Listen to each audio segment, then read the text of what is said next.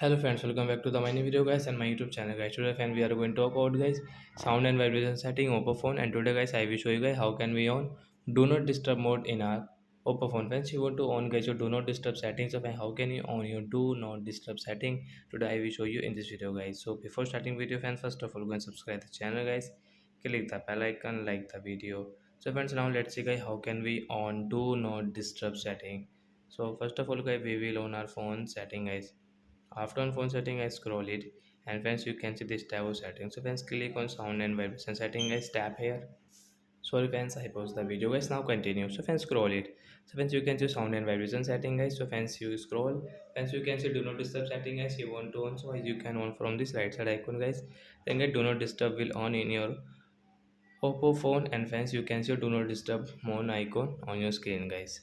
So like that, guys, we can on guys do not disturb setting in our Oppo phone, guys.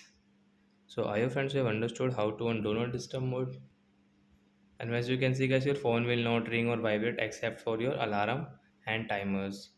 So guys, your phone will not ring and vibrate except your alarm and guys your timer. And guys, status bar will show guys this moon icon. So I hope friends you have understood how to on do not disturb. Bye guys.